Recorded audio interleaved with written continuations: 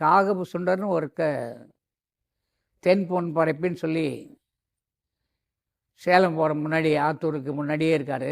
அங்கே அவருடைய ஜீவாதிஷ்டானம். அவர் ஒரு நூல் எழுதியிருக்காங்க. அந்த நூலில் வாதகாவியம் 1000ன்னு ஒரு நூல் இருக்குது, எடுத்து படிங்க. இந்த வாதகாவியம் 1000 அப்படின்றதுல வாதம்னா என்ன? காற்று. காற்றுக்கு தான் வாதம்னு பேர். பித்தம்னா நெருப்பு, சூடு. ஸ்லேத்தம்னா தண்ணி.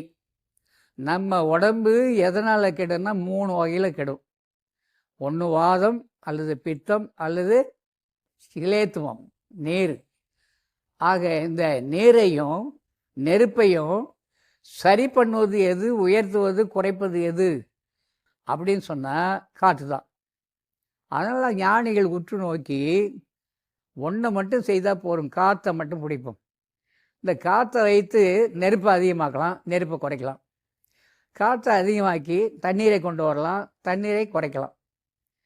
நல்ல தண்ணீர் பொருளை காற்றை அனுப்பி ஐஸ் கட்டியாக மாற்றலாம். அதே ஐஸ் கட்டியை உருக்கி காற்றை அதிகப்படுத்தி நெருப்பை அதிகப்படுத்தி ஆவியாக்கலாம். ஒரு 10 கிலோ ஐஸ் கட்டியை வானத்துக்கு ஆகாயத்துக்கு அனுப்பிடலாம். செயற்கை மழை உண்டாக்கினார்கள் சொல்லுவாங்க, அது என்ன நடந்ததுன்னு தெரியல. ஆக அவ்வளோ தண்ணியும் ஆகாயத்தில் இருந்திருக்குல்ல. பூமியே தாங்கலை, கட்டிடங்கள்லாம் தாங்கலை, பாலங்கள்லாம் பிரிட்ஜெல்லாம் தாங்கலை, எல்லாம் அடிச்சுக்கிட்டு போகுது. அப்போது அவ்வளோ நீர் மேகத்தில் இருந்திருக்கு. இவ்வளோ நீர் மேகத்தில் எப்படி போயிருக்கும்?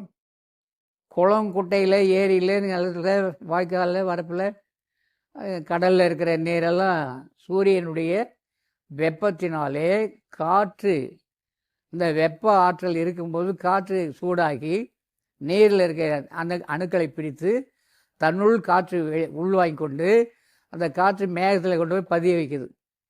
ஒரு பாத்திரத்தில் தண்ணி சுட வைங்க, மேலே ஒரு தட்டு போட்டு மூடுங்க. அந்த ஆவியெல்லாம் தட்டில் படிங்கள்ல, அந்த தட்டை எடுத்து பார்த்தீங்கன்னா புள்ளி புள்ளி புள்ளியாக நீர் நிறைய இருக்குது. ஒரு சாதாரண தண்ணியை, சுட தண்ணியை எடுத்துகிட்டு வச்சு மேலே தட்டு போட்டு மூடி ஆறட்டுன்னு வச்சு அதன் பிறகு மேல் தட்டை எடுங்க.